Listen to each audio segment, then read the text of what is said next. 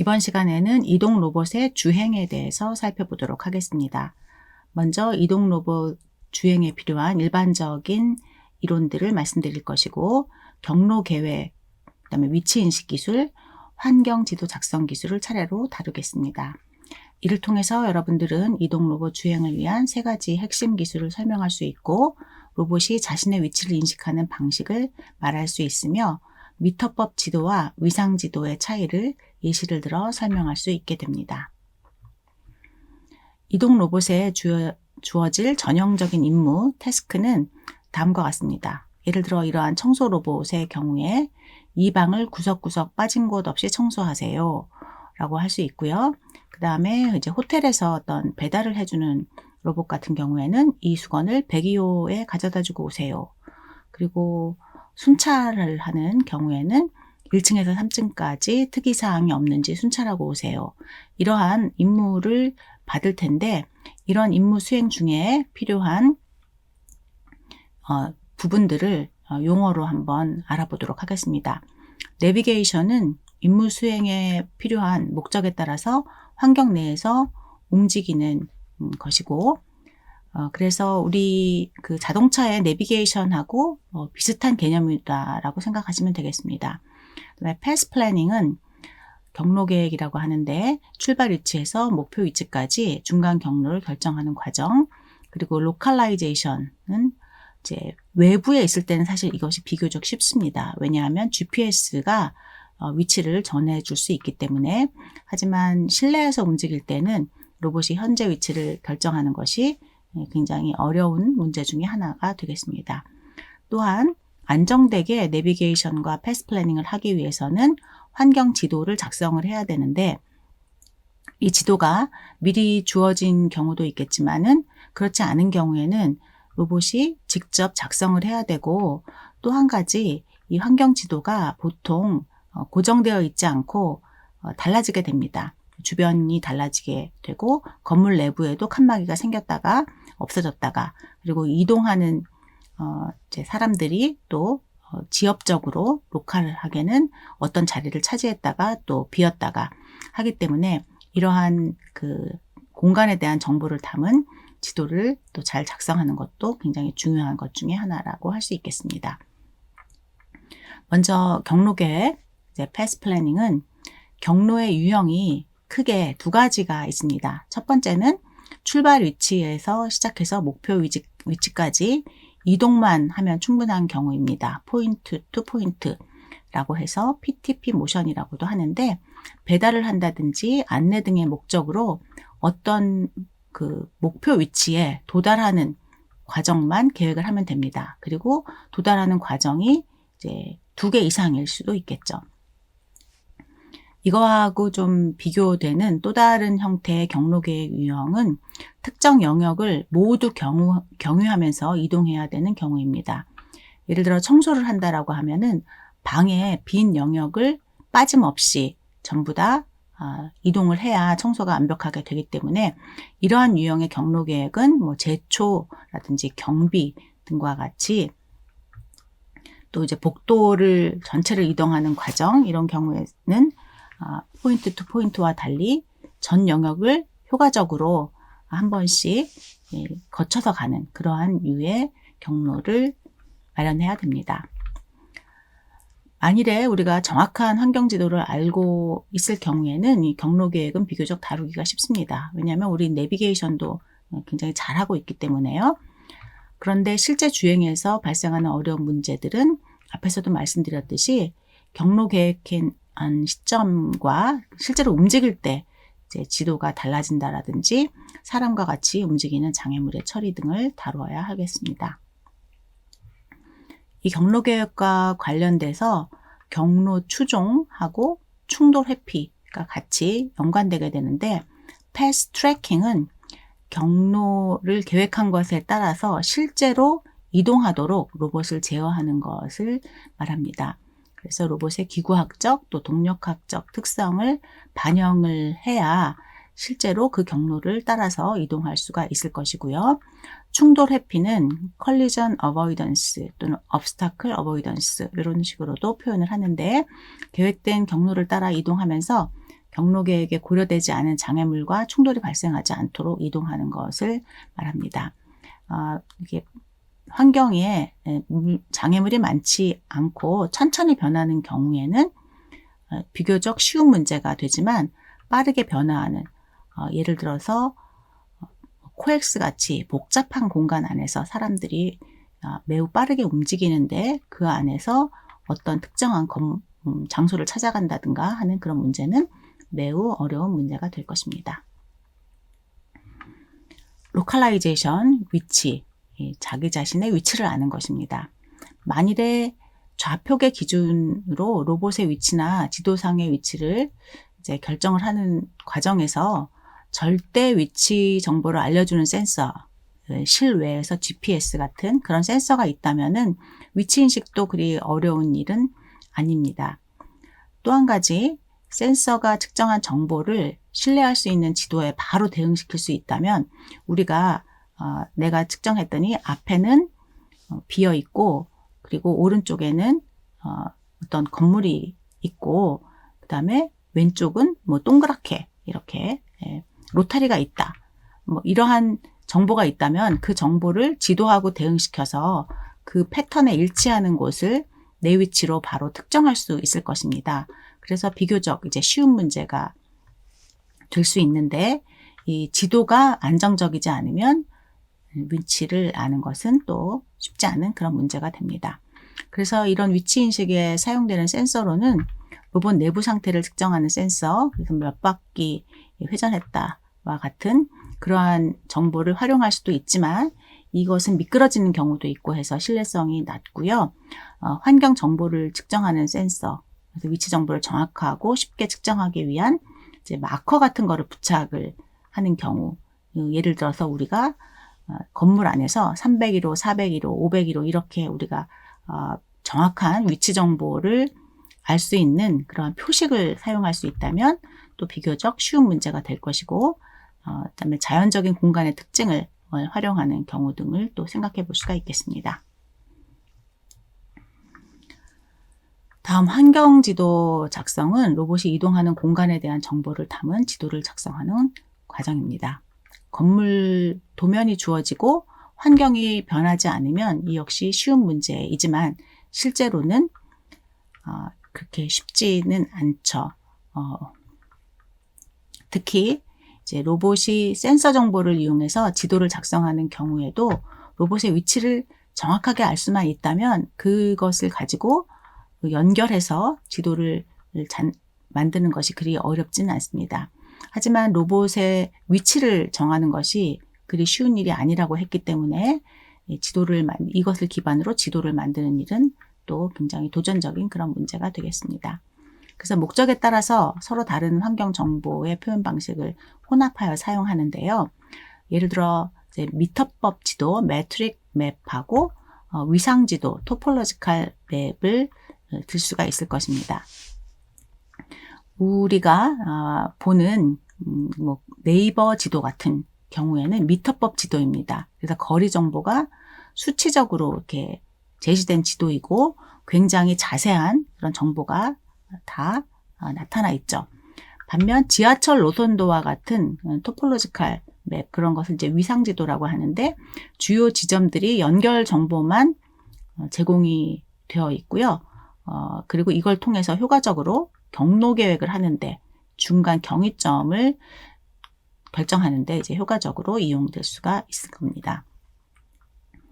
또 한 가지는 이제 로봇 주위에 이렇게 그 지역의 국지적인 그런 지도인지 아니면 전체적인 지도인지에 따라서 또 그 표현 방식이 달라질 수가 있을 것입니다. 이동 로봇에서 굉장히 중요한 이제 SLAM이라는 이론은 Simultaneous Localization and Mapping인데 앞에서 배운 Localization, 자기 위치 찾는 거와 Mapping, 환경 지도 작성하는 것을 동시에 하는 그러한 기술입니다. 이렇게 할 수밖에 없는 이유를 좀 살펴보면은 먼저 로봇이 자기 위치를 알고 싶어요. 그러려면은 지도가 필요합니다. 왜냐하면은 자신의 위치를 알기 위해서 이제 주변을 측정한 센서 정보가 있겠죠. 그러면 내 주변에 물체들이 어떻게 위치되어 있는지 나를 중심으로, 로봇을 중심으로 한 일종의 패턴이 나올 텐데, 그 패턴과 안정적으로 비교할 수 있는 지도가 있다면 그 패턴이 잘 맞아떨어지는 곳을 나의 위치라고 특정할 수 있을 것입니다. 그러므로 지도가 있다면 로봇의 위치를 찾는 일이 굉장히 쉬워집니다. 반대로 지도를 잘 만들기 위해서는 로봇의 위치가 필요합니다.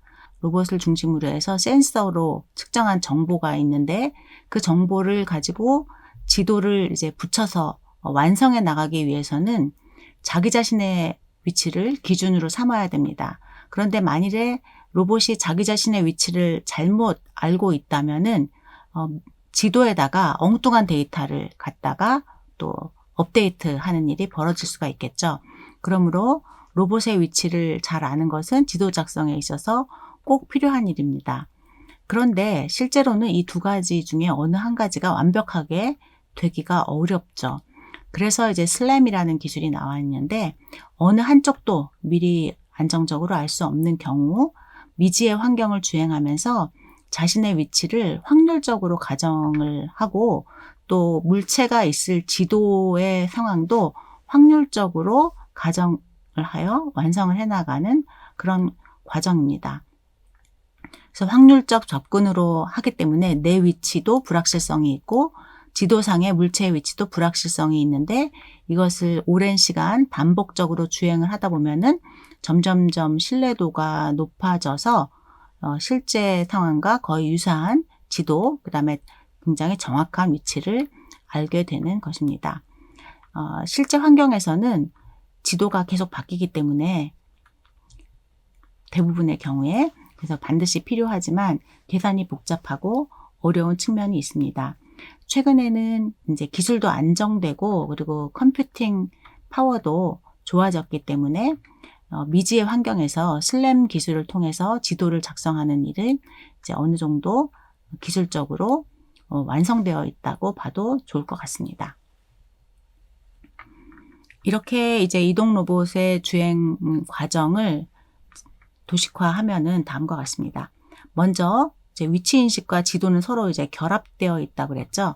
그래서 이 두 가지가 어느 정도 안정된 상태라고 생각을 하면 이제 외부 센서와 내부 센서를 통해서 자기 위치를 인식하고 지도상에 어디 있는지를 파악할 수 있습니다.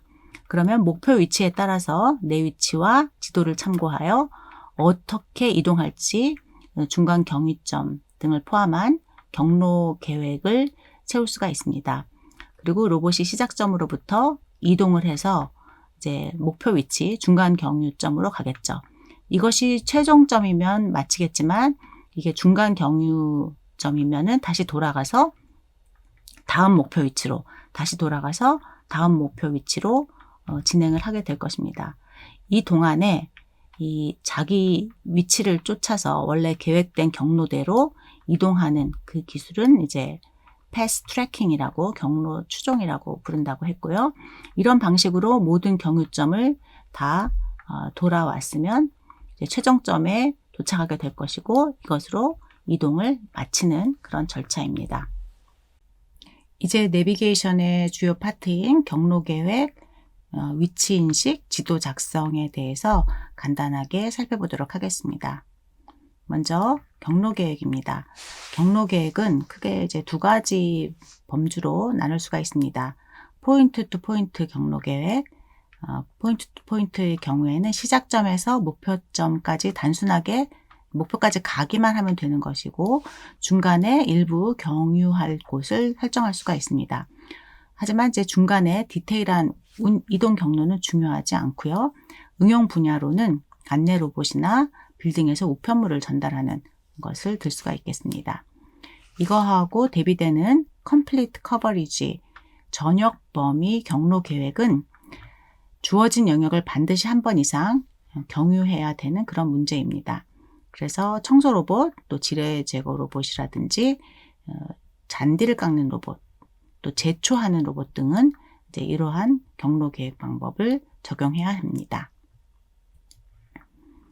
포인트 투 포인트 경로 계획의 경우에도 이제 두 가지 절차를 좀 거친다고 할 수가 있을 텐데, 먼저 광역 알고리즘, 글로벌 알고리즘은 시작점에서 목표점까지의 경로를 그 거시적인 그런 관점에서 정하고 추정하게 하는 방식입니다. 이렇게 중간 경유점이 정해졌다 하더라도 실제로 가다가 지도에 없는 장애물을 만난다라든지 또 뭔가 변화에 적응하기 위해서는 주변 목표 위치와 주변 물체 데이터를 활용해서 이동할 방향을 계속 계산하면서 실제 그 환경에 적응하는 그러한 방법이 필요합니다. 그래서 요거는 로컬 알고리즘 또는 뭐 리액티브 알고리즘이라고 하는데, 먼저 글로벌 알고리즘은 로봇 하는 분들이 이렇게 만들었다기보다는 이미 컴퓨터 사이언스에서 알고리즘이 많이 나와 있습니다. 그래서 그러한 알고리즘을 적용해서 시작점과 끝점 사이에 경유점을 정하게 됩니다. 대표적인 방법으로는 비저빌리티 그래프, 또 가시성 그래프라고 하는 거, 또 보로노이 다이그램, 셀 디컴포지션, 뭐 쿼드 트리, 웨이브 프론트 이런 방식들이 있고, 이 하나하나를 그렇게 자세히 다루는 거는 꼭 필요하다고는 보이진 않습니다. 여러분들이 트리 서치를 공부하다 보면은 자연스럽게 알게 될 그러한 영역이라고 보여서 간단하게 한 두 가지 정도 다룰 예정입니다. 리액티브 알고리즘은 이 지도에 대한 정보가 없다고 생각하고 자기 주변의 센서 정보만을 이용해서 목표 방향으로 이렇게 이동하는 그런 방법으로 버그 알고리즘과 포텐셜 필드 알고리즘 두 가지를 다뤄보도록 하겠습니다. 먼저 비저빌리티 그래프는 여기가 이제 시작점이고요.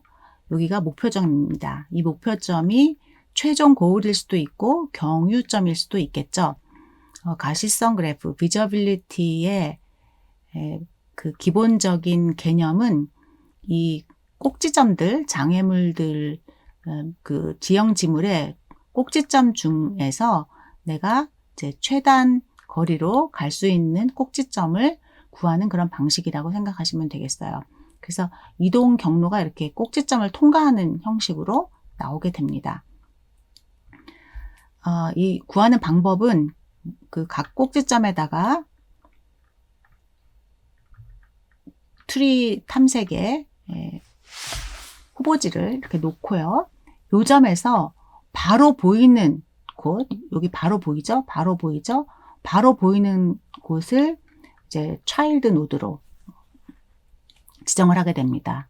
여기서 또 바로 보이는 노드들을 지정을 합니다. 그래서 바로 보이는 곳들만을 연결해서 경로를 찾는다라고 해서 비저빌리티 그래프라고 할 수 있고, 이렇게 네트워크를 만든 다음에 시작점과 끝점을 잘 알려진 A-스타 알고리즘 등을 활용해서 최단 경로를 계산하게 됩니다.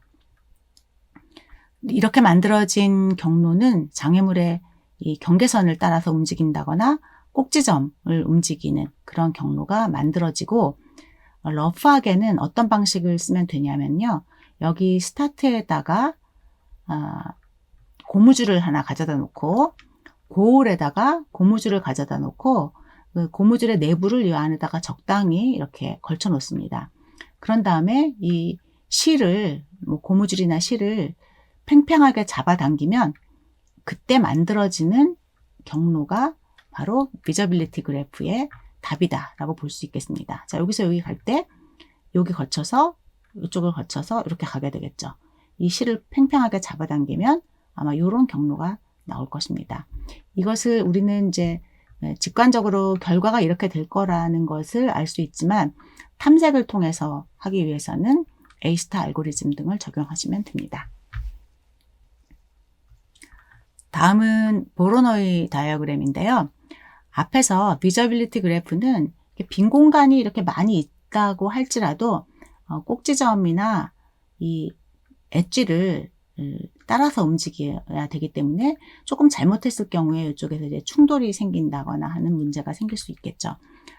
그래서 보로노이 다이어그램은 장애물이 없는 안전한 경로를 따라 움직이기 위해서 장애물 사이에 빈 공간이 있죠. 이렇게 빈 공간이 있으면 빈 공간을 가운데를 연결한 그런 선을 따라서 이동한다는 그런 아이디어입니다. 복도가 있으면 그 복도의 가장 중앙에 해당하는 그런 곳들을 따라서 움직인다라는 개념이라고 생각하시면 되겠습니다.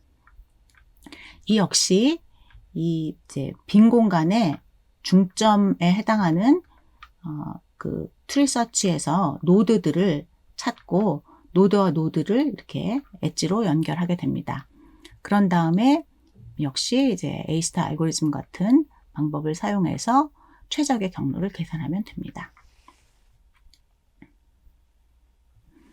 지금까지 봤던 두 가지 알고리즘은 시작점과 경유점이 있을 때 그 사이를 찾아가는 경로를 계획을 한 것이고, 이렇게 하는 도중에도 우리가 중간에 문제가 생길 수 있으므로 자기 주변의 센서를 통해서 장애물이 있는지 없는지, 이 장애물을 피해갈 수 있는 그 알고리즘을 동시에 실행을 시켜야 될 텐데요. 그것은 이제 리액티브 알고리즘이다라고 얘기를 하고요. 대표적인 게 굉장히 단순하지만 어느 정도 성능이 보장된 이제 버그 알고리즘이라는 게 있습니다. 버그 알고리즘은 우리 눈으로 보이는 요 장애물에 대한 정보가 없으니까, 이건 알려지지 않은 그런 환경을 다루고 있기 때문에 이제 시작점과 끝점을 연결해서 이렇게 가다가 장애물이 보이면 이제 지도에는 없지만 이 주변에 초음파 센서나 다른 센서를 가지고 이 앞에 장애물이 있는지 없는지, 새로운 장애물이 나타났는지를 확인할 수가 있겠죠. 그래서 장애물이 보이게 되면은 매우 단순한 원칙으로 이 장애물을 내가 시계 방향으로 쭉 따라서 싸면서 간다. 다시 내가 직선 거리로 갈 수 있을 때까지 시계 방향으로 싸면서 간다. 또는 반시계 방향으로 이렇게 쭉 따라서 이동한다. 와 같은 굉장히 단순한 원칙을 정해서 장애물을 만났을 때 이 시계 방향 또는 반시계 방향으로 쫓아서 이 직선거리 이동을 할 수 있을 때까지 반복하는 그런 매우 단순한 알고리즘입니다. 이렇게 단순하기 때문에 답이 있으면 찾을 수는 있는데, 만일에 우리가 원칙을 정할 때 이렇게 시계 방향으로 가자라고 했으면 이 문제의 경우에는 굉장히 잘 간 결론이 될 것이고, 그런데 원칙을 정했을 때 반시계 방향으로 이렇게 싸고 돌기에 원칙을 정했다면은 여기서 바로 가야 될 것을 모르고 이렇게 돌아가고, 이쪽에서도 이렇게 돌아가고 하는 조금은 최적이 아닌 경로가 나올 수도 있을 것입니다. 이 부분은 한계가 있는 것이 이 장애물에 대한 정보가 없다고 가정하고 움직이는 것이기 때문에 단순하지만 이러한 원칙을 적용해서 이제 이동을 하고 있습니다. 또 한 가지 이 로컬하게 충돌을 피하는 방법 중에 하나로 포텐셜 필드 알고리즘을 들 수가 있습니다. 이 알고리즘은 내가 가야 될 목표 위치, 최종 목표 위치일 수도 있고 경유점일 수도 있는데, 이 목표 위치는 로봇을 끌어들이는 인력을 만들어내고, 이렇게 이제 장애물이 있는 경우 이 장애물은 로봇을 밀어내는 척력을 생성을 시키면 이 두 힘의 합력을 구하면 이렇게 일종의 자기장 또는 전기장과 같은 힘의 방향이 모든 점에서 만들어질 수가 있습니다. 그러면 내가 이제 전기를 띤 입자가 전기장 안에서 그 전기의 힘에 의해서, 전기 에너지에 의해서 자연스럽게 이동하듯이 이 전기장을 따라서 끌어들이는 힘과 밀어내는 힘에 의해서 자연스럽게 장애물에서는 멀어지고, 그 다음에 목표 위치로는 자연스럽게 가까워진다는 그런 방식을 사용하는 것입니다. 이거 역시 이제 장애물에 대한 구체적인 정보가 없게 하는 거기 때문에 약간의 한계는 있지만, 이제 이런 방식을 통해서 어느 정도 장애물을 피해가는 그러한 경로를 만들어낼 수가 있습니다. 다음은 로컬라이제이션, 로봇이 자기 위치를 알아내는 것입니다. 가장 기본으로 삼을 수 있는 것은 엔코더나 자이로와 같이 주행 거리를 측정할 수 있는 자기 자신의 내부 센서, 우리가 오도메트리라고 하는데 이것에 의존해서 위치를 추정하는 방법입니다. 그런데 이제 적분을 하게 되면은 시간이 지날수록 오차가 누적되기 때문에 중간중간에 어떤 절대적인 오차를 줄일 수 있는 위치 업데이트가 필요합니다. 이때 사용할 수 있는 것이 이제 거리 센서를 사용하는 방법이 있을 수가 있고요. 또 인공 표식을 아티피셜 랜드마크 인공 표식을 가지고 지금 여기가 301호 앞이구나, 401호 앞이구나 이렇게 업데이트하는 방식이 있을 수가 있고, 그리고 어떤 뭐 벽에 걸려 있는 액자라든지 또는 뭐 시계 모양이라든지 등을 자연적인 것을 보면서 이제 어디에 있는지를 업데이트할 수도 있습니다. 그리고 만약에 실외에 있다면 GPS 글로벌 포지셔닝 시스템에서 받은 그 좌표를 사용할 수도 있습니다. 먼저 거리 센서 기반의 위치 인식을 좀 살펴보면요. 로봇에 부착된 거리 센서의 정보를 이용해서 로봇과 물체들 간의 거리를 측정을 하는 것입니다. 그래서 거리 정보를 조합해서 주변의 형상을 만들고 이 주변 형상과 지도를 비교해서 지도 위에 내가 어디 있다라는 위치를 추정하게 되는데, 초음파 센서, 적외선 센서, 또 가장 성능이 좋은 라이다라고 하죠. 레이저, 레인지 파인더 등이 활용이 됩니다. 그런데 이러한 이 센서 정보에는 노이즈가 있을 수 있기 때문에 어떤 물체가 있다라는 것을 좀 디터미니스틱하게 확정적으로 처리하지 않고 확률적 방법론을 많이 이용을 하게 됩니다. 다음 인공 표식을 활용한 위치 인식입니다. 최근에 식당에 가보면은 어떤 좌석까지 사람을 대신해서 음식을 배달하는 그러한 로봇들을 볼 수가 있을 텐데, 그때 이 천장을 잘 살펴보면은요, 잘 보이지 않는 반짝반짝한 그러한 표시들이 이 천장에 붙어 있는 것을 관찰할 수 있을 것입니다. 이것이 이제 우리 눈에는 잘 보이지 않는, 하지만 로봇은 잘 인식할 수 있는 어떤 표식을 가지고 위치를 표시를 해 놓은 겁니다. 그래서 센서는 초음파 센서나 뭐 일반 카메라도 사용할 수 있지만 적외선이나 RF 모듈 등을 사용할 수가 있고요. 또 그 2차원 표식으로는 2차원 바코드라든지 특정한 형태의 반사체 등을 활용할 수가 있습니다.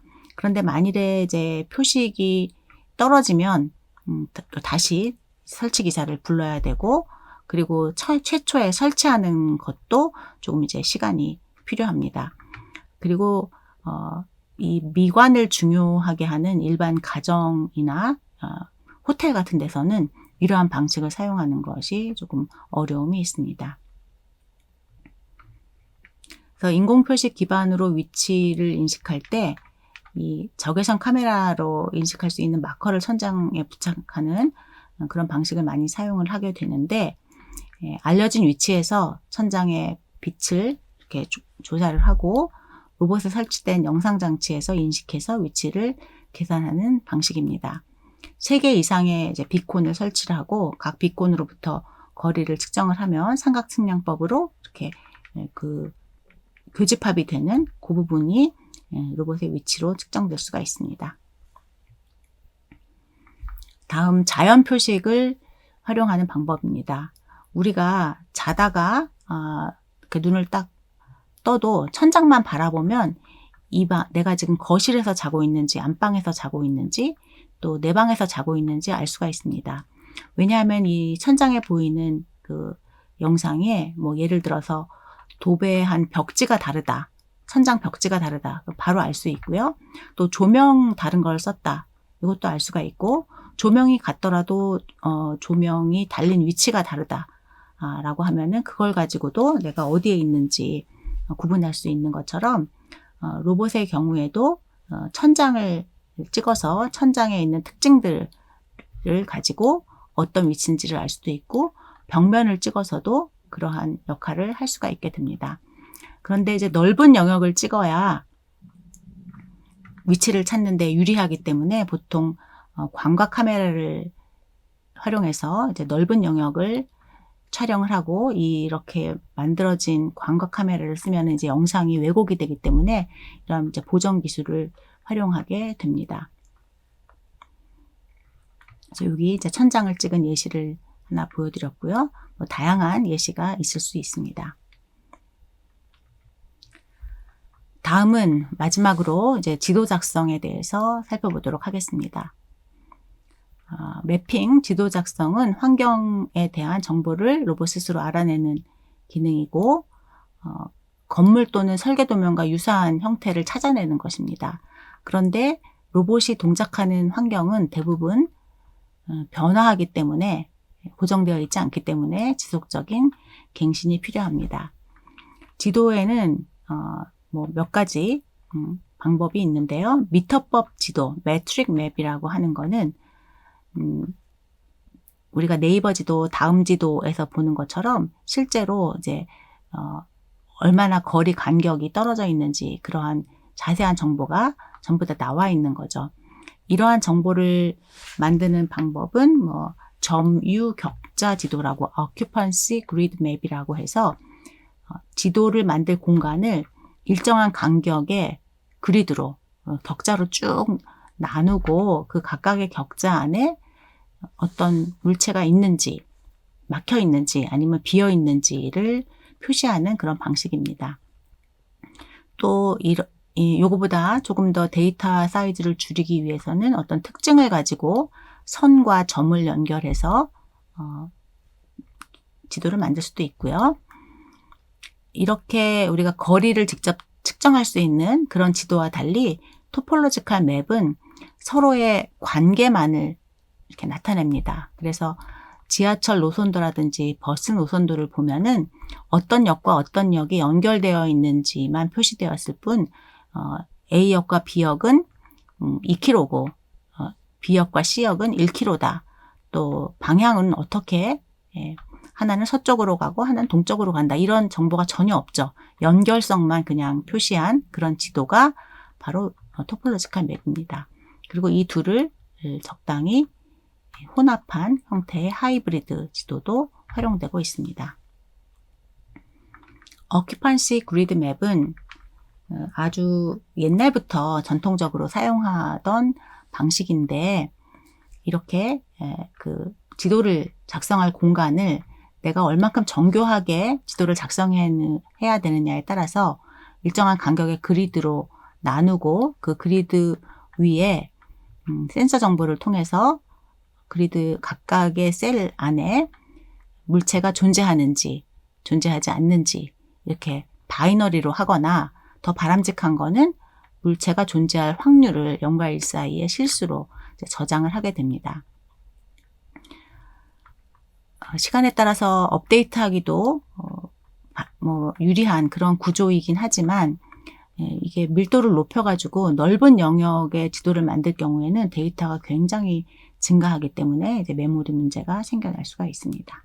이런 패턴을 가지게 되고, 여기 지나게 된 데는 이제 물체가 있을 가능성이 이제 높은 곳으로 볼 수가 있고, 이렇게 그 그리드로만 하는 게 너무 데이터가 크다라고 하면은 그 다음에 이제 피처 맵이라는 거는 여기서 직선 선분으로 좀 단순화할 수 있는 부분을 단순화해서 관리하는 그런 방법이 이제 피처 맵이라고 할 수 있겠습니다.